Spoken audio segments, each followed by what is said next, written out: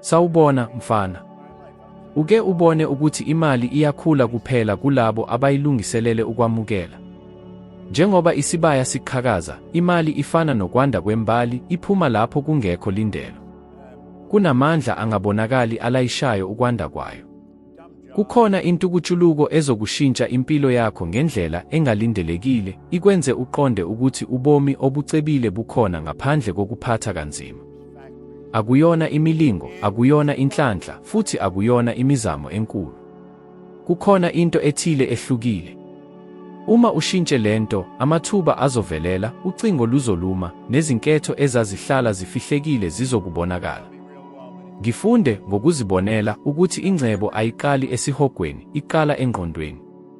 Ngesikhathi ngizibona njengomuntu ovamile, olwa ukuphila, ngangidonsa izimo ezazihambisana nalesi simo.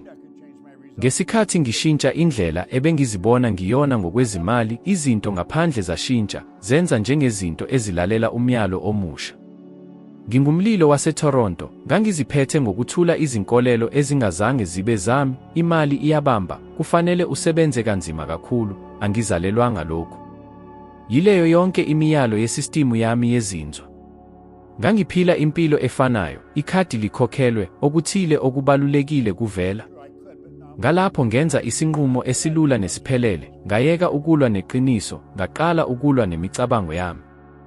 Ngathatha iphepha nephensile, ngaloba konke engangikucabangayo ngemali, ingcebo, intengo, ukuboleka, nokuthola, ngaphandle kokuzincoma. Kwakubuhlungu, ngoba kwakuyimaphu yebhasi lami. Ngalapho ngabhala kabusha yonke imiqondo njengoba sengiyiphatha imali eningi. Ngashintsha imali ifika kuphela ngokuphatha kanzima, imali iyalalela ukubusa, ubuhle nobukhulu engikunikezayo. Ngashintsha angazi ukuthengisa, ngifundisa abantu ukuthola okwenza impilo yabo ibe ngcono. Angilindanga ukukholwa ukuze ngenze into, ngenza ngize ngifunde ukukholwa. Uphawu lokuqala lokuthi izinto zishintsha kwakungeyona imali enkulu, kwakuyikuthula ngibiza umuntu ebengingamthintanga amasonto amaningi. Ngikhumbula usuku engishiya ngalo estation ngiqinisekile ukusebenza njengomhlanzi. Ucingo esandleni sami lwalubaluleke kakhulu. Izwi lami lalujikijela ekuqaleni. Ngangifuna ukubuyela ekuphileni okuhle. Kodwa ngagcina ngenza njengoba ngibe ngiyena, umsebenzi olula izinkinga ngokuphumelelayo nangomusa. Ngezinsuku ezimbalwa nje, ngithole izivumelwano zokuqala. Ekupheleni konyaka wokuqala, lelo business elincane langitholela cishe amakhulu ezinkulungwane zamarandi. Akubanga inhlanhla. Kwakukuvumelana. Anginamahloni amasha, kodwa ngine-paradigm entsha. Zibuze ngokuqotho, ikhalenda lakho nomzimba wakho uziphatha njengomuntu ophatha ingcebo eningi. Noma konke kuwe kusazilungiselela ukucisha imililo. Ukuhlela kabusha okusebenzayo kunamazinga amathathu. Okokuqala, yilokhu kubala, ubhala phansi amagama ezinto ozibonayo nsuku zonke. Akukho muntu okhokha lokhu, ngizolahlekelwa ikhasimende, angikwazi ukonga. Ngaphandle kokwahlulela, uqoqa nje. Eyesibili, yishintsha ngezwi eliqondile, hayi elihleli buthule. Esikhundleni sokuthi ngizoba ingcebo, ngangibhala, nginikela izixazululo ezicacile, ngikhokhela ngokuthula, futhi ngenza izivumelwano ezinzuzayo. Esikhundleni sokubona imali iwehla ezulwini, ngangizibona ngibiza, ngihlela, nginikela, ngixoxa, nginikela. Ngangizwa uthuli ezwini, indlela yokukhuluma, isimo, uthuli ngemva kokukhuluma ngentengo, isimo yilokho okuhlelwayo. Eyesithathu yindawo, ngisuse izinto ezivimbela ingcebo, futhi ngafaka izinto ezithuthukisayo. Isikhwama esihlelile, itafula elihlanzekile, ishedi elilula nelibuyekezwa, oxhumana nabo abalulekile kulula ukuwafinyelela. Indawo ayikhuthazi, iyalela ingqondo yakho ukuthi ungubani.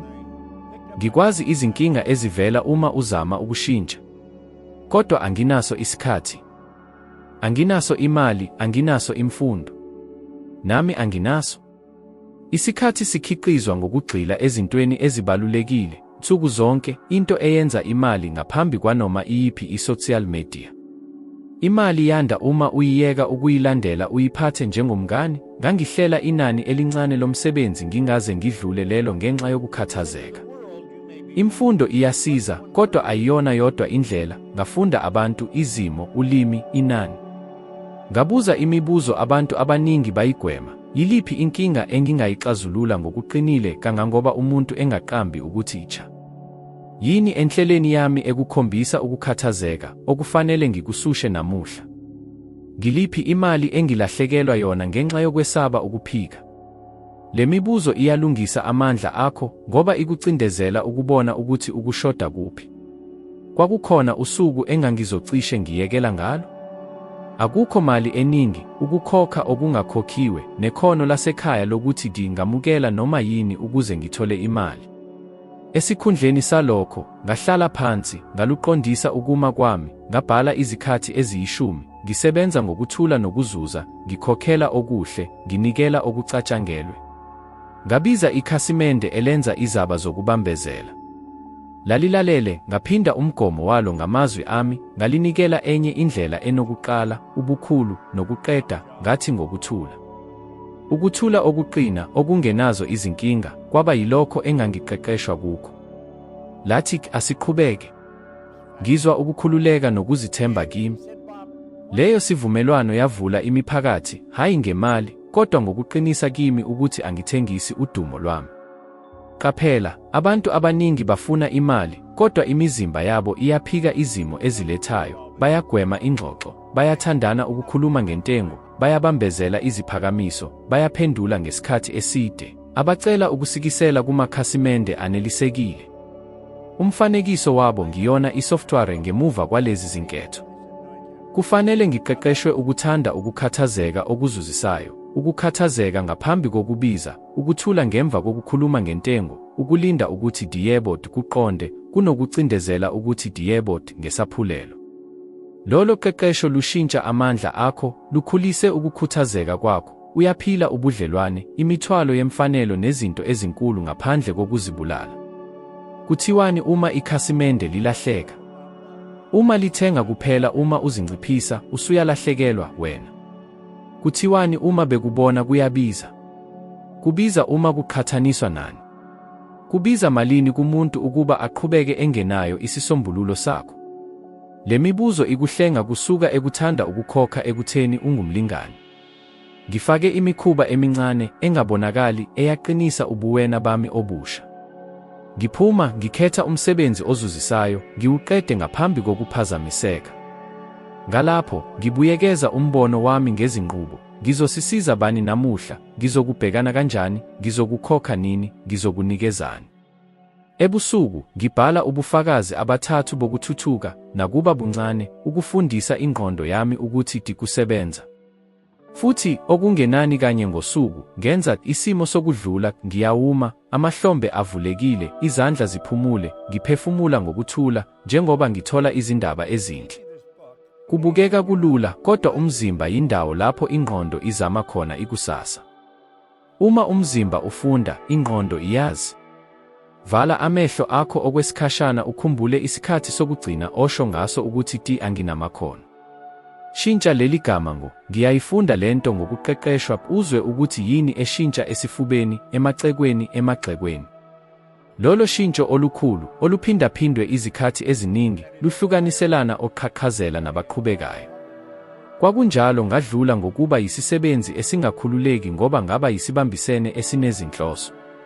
Kwakunjalo, ngaphandle kwediploma, ngaphandle kokuthinta okufanele, ngakha ibhizinisi elikhiqize cishe R100,000 ezinyangeni eziyi12.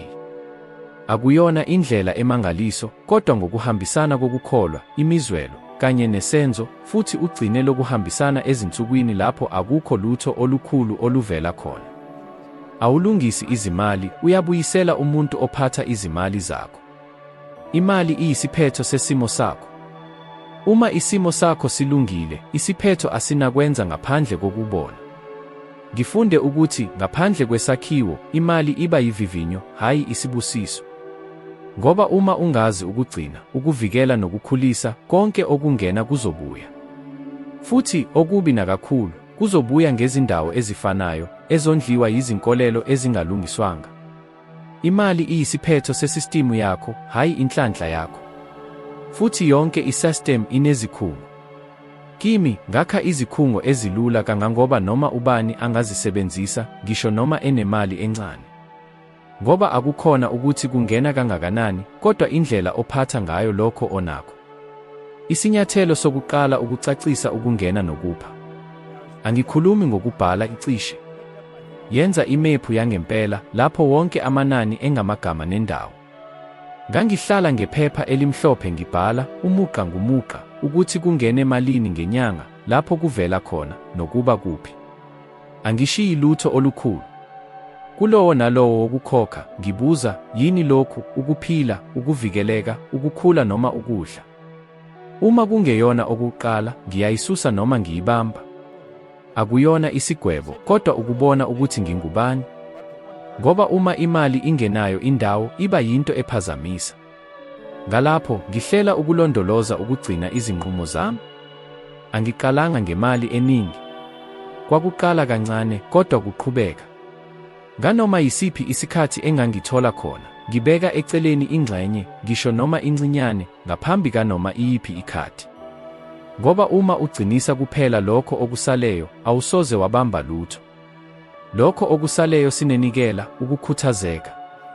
Lokhu kulondolozwa kwakungelona ukutshala imali, kwakuwukubamba ingqondo yami.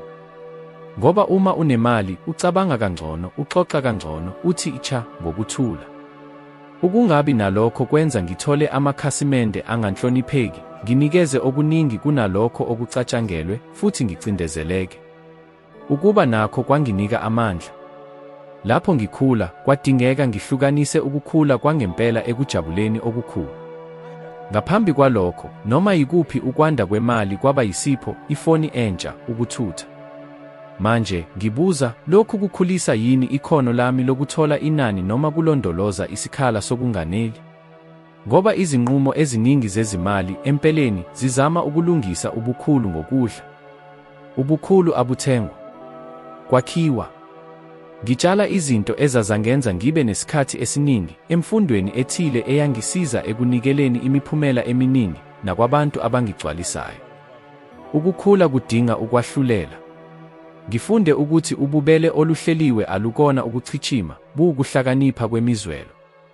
Ngoba uma wabelana ngenhloso, uqinisa kuwe umqondo wokuthi kukhona okwanele. Ngikhethe ingxenye encane nehlala njalo ukusisiza izimbangi ezihambisana nezinhlonipho zami.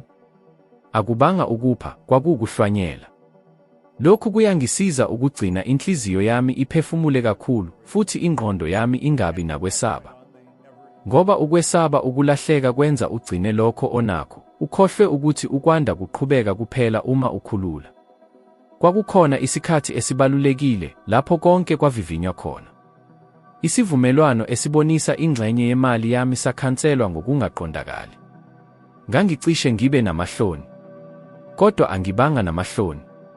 Ngibonile uhlelo lwami, ngibonile imali engiyilondolozile, ngibuyekeza oxhumana nabo, ngithumele iziphakamiso ezintathu, futhi ngivule izivumelwano ezimbili ezintsha ngaphansi kweviki. Ngikwazi ukwenza lokho ngoba ukwesaba akubange lahlela. Futhi ukwesaba akubange lahlela ngoba uhlelo lwaluqinile. Wake waba nomuzwa wokuthi awukwazi ukwenza lutho ngenxa yokuthi imali iphelile. Lokhu akwenzeki uma unelungiselelo oluhle ngokwezimali nangokomzwelo. Ukuzinza kuqala kakhulu kunokuba yibalance ebhodini. Futhi uma ngikhuluma ngokugcina imali, akusona ukugcina konke. Kuyilapho unezinqumo. Ngakho, ngaphambi kokuthengisa noma yini, ngibuza imibuzo emithathu, lokhu kulungisa yini inkinga yangempela? Lokhu kunesidingo oluqhubekayo? Lokhu kusebenza yini kulokho engikwakha khona? Uma izimpendulo ezimbili zingathi cha, ngiyayishiya. Futhi cishe ngosuku oluzayo, isifiso sesiyeke. Ngakho, angishintshi ukuthuthuka ngokukhuthazeka. Futhi nganoma yisiphi isikhathi engikwenzayo, ngiqinisa ubuwena bami njengoba ngazi ukuthi ngenza ini.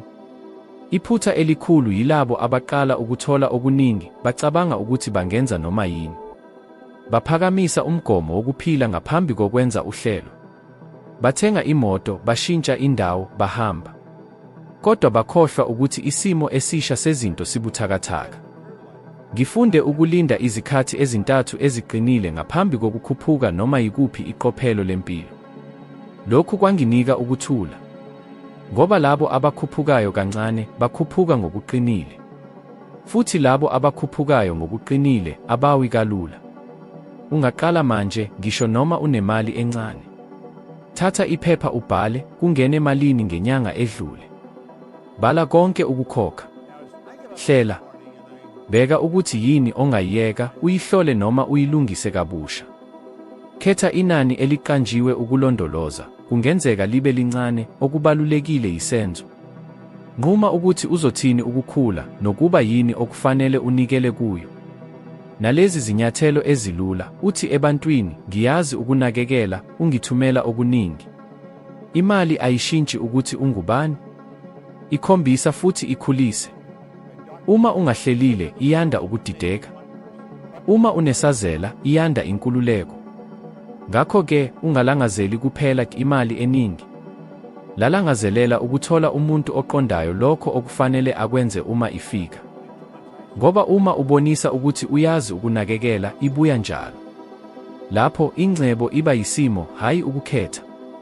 Uma ngithi ukugcina ubuwena bomali kubaluleke kakhulu kunokuthola imali ngokushesha, angikhohlisi. Okwakha ingcebo yangempela akusona isivinini esingena ngaso imali, kodwa ubuqotho ohlala ngabo futhi usebenza kuwe. Kuvamile ukuthi umuntu athole ukwanda ngokungazelelwe kwemali, futhi ngesikhathi esifushane abuyele lapho aye khona, noma kubi nakakhulu. Lokhu kwenzeka ngoba isakhiwo sangaphakathi asilandelani nesimo esisha. Uyaqhubeka ucabanga, uzizwa futhi unquma njengomuntu ophila ngokushoda, ngisho noma ibalansi yebhanki isho okuphambene. Futhi lokhu kuvame kakhulu kunalokho okubonakala. Ukuze imali ibe yisiphetho sokuphila kwakho okusha, udinga ukwakha imikhuba yansuku zonke esekela ubuwena obusha. Omunye wokuqala engiwamukela kwakukuqala usuku ngokucacile mayelana nokuthi yisiphi isenzo ngalolo suku oluseduze nalokho engifuna ukuphila. Futhi lelo senzo kufanele lihlobene nokuthola inani. Uma uqala usuku ngokuxazulula izinkinga zabanye, ukucisha imililo nokubiza yebo kuyo yonke into, uyalahlekelwa indlela yakho yokwakha yabanye. Ngangizibuza nsuku zonke ngaphambi kokuvula imiyalezo noma ukuphiwa yini, yiluphi ukuhamba kwami namuhla okwenza umthelela omkhulu nomvuzo omkhulu. Futhi ngemva kwalokho nginakekela okunye. Enye into ebalulekile ukugcina indawo ekukhumbuza ukuthi ungubani. Lokhu akusona okungokomfanekiso nje, kuqondile. Izinto ezikukujeziso zithinta ingqondo yakho. Uma ngibuka itafula lami futhi ngibona ukuhlupheka, amaphepha, ama-account avuliwe, imisebenzi engapheli, lokho kwangitshela ukuthi ukuphila kwami akuqondakali. Futhi ingqondo eziqonda ngeke yakhe, ayixoxi kahle futhi ayenzi izinqumo ezinhle. Ngakho-ke, ngihlele izindawo zami zokwenza ngendlela elula, okudingekayo kuphela, konke endaweni yalo, futhi yini okubi, akuboni. Amangqondo ashintsha. Ukugxila kushintsha. Uqala ukusebenza ngokukhethekile futhi ngokukhathazeka okuncane. Ngingaqala ukubhala ekupheleni kosuku ngalunye ubufakazi abathathu bokuthi ngiyathuthuka. Lokhu kungenzeka ikhasimende eliyanelisekile, isiphakamiso esithunyelwe, umkhuba owugcinile, umkhawulo ohlonishwayo. Izimpumelelo ezincane zansuku zonke ezisebenza njengamathebula. Lokhu kuqina ukuzithemba kwakho futhi kufundisa ingqondo yakho ukuthi isebenza. Ngoba okwehla abantu abaningi akulona ukwehluleka, impendulo yokuthi akukho lutho oluthuthukayo. Futhi lokhu kwenzeka ngoba abalingani abakhiyo. Uma ungalingani, uyakhohlwa. Uma ukhohlwa, uphinda izindlela zakudala. Uma uphinda, ubuyela lapho uqale khona. Ukuze ngigcine isimo sami esiqinile ezingxoxweni ezinzima, ngenze umkhuba olula ngaphambi kwanoma iyiphi isifunda esibalulekile. Ngangivala amehlo ngomzuzwana, ngiphefumula futhi ngikhumbule izizathu ezintathu zokuthi umsebenzi wami udala ushintsho olukhulu. Ngalapho, ngaphinda leli gama kimi, ngingumuntu onika inani, okhokha ngokucacile futhi ahonipha izivumelwano. Lokhu kuba yisisekelo sezwi lami, isimo, nokuthula ngemva kokukhuluma ngentengo. Uma ugcina ukuthula ukhombisa ukuthi ukhona. Abagcini bayazifica, bayahlobisa, bayacela. Futhi uma ucela unikeza amandla akho. Kukhona ugibe olungenabonakali oluwehla abantu abaningi, ukufanisa nabaningabanye njalo. Ubheka labo ababonakala benemali eningi, baphila kangcono futhi uzizwa ulele. Kodwa lokho ongeke ukubone ngemuva. Akekho ofaka izikweletu, ukucindezeleka, izivumelwano ezimbi, amanani aphansi ngenxa yokwesaba. Lapho ngikubonile lokhu, ngiyisusile konke isikhathi esingangeviki. Ngaphandle kwama-network, ngaphandle kokuphazamiseka. Ngabuya kimi eminaneni yami, emisebenzini yami. Futhi lapho ngiqhuma kabusha nendlela yami. Imali ayihloniphi ukukhathazeka. Ihlonipha ukuqondiswa. Futhi ukuqondiswa kudinga ukuthula ngezikhathi ezithile. Enye into engingilondolozayo ukungathathi izinqumo ezibalulekile ezinsukwini zokukhathala. Uma ngikhathele, angixoxi, angishintshi amanani, angivali izivumelwano. Ngoba ukukhathala kususa inani.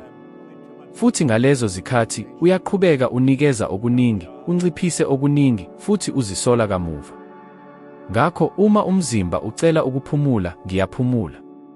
Akuyona into enhle. Kuyisiqondiso.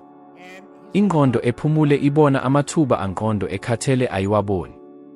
Futhi uma ufunda ukuphumula ngaphandle kokujabula, uyaqhubeka uyenza ngesikhathi esifushane. Into ebaluleke kunazo zonke ukuqonda ukuthi ukugcina isimo sakho siqinile akuxhomekile ekutheni unemali eningi kangakanani, kodwa indlela ophila ngayo ngalokho onakho. Ngibonile abantu abanemoney encane baziphatha njengabatshali bemali, beqonda, bekhombisa, behlela. Futhi ngibonile abantu abanemoney eningi bephila njengoba bezoqeda kusasa, ukuthenga ngokukhuthazeka, ukugwema amanani, ukufihla ngemuva kokubonakala. Lokho okwahlukahlukile akusona ibalance. Yisazela. Ungaqala manje. Hlela indawo yakho. Khetha isenzo esithola inani ngaphambi kwasemini. Bhala izinto ezintathu eziqhubekayo ekupheleni kosuku. Phefumula ngaphambi kokukhuluma. Buyekeza izithembiso zakho, ugcine ngayinye ngokugcwala. Futhi ngaphezu kwakho konke, yekela ukubukela eceleni futhi ubuyekezele ngaphakathi. Izinga elilandelayo lempilo yakho yezimali alikho inhlanhla, alikho emakethe, alikho kwabanye. Kusekuthuthukiseni inguqulo yakho oqondayo ukuthi yini okufanele yenze ngalokho onakho. Uma le nguqulo iba yinormal entsha, imali iyeka ukukuvimba futhi iqala ukukulalela. Qhubeka naleli banga lokucaca, ukuba khona kanye nokunquma okucacile, ngoba lokhu kuyilokho esekela izinyathelo ezilandelayo ofuna ukuphila. Manje, chofoza kuvidiyo elandelayo evela esikrinini, yiyona isinyathelo esilandelayo sokuphakamisa umugqa omuhle empilweni yakho futhi ube ngcono kunalokho oqale ukuba khona. Ngiyabonga kakhulu ngokulandela futhi ngilindele evideo elandelayo.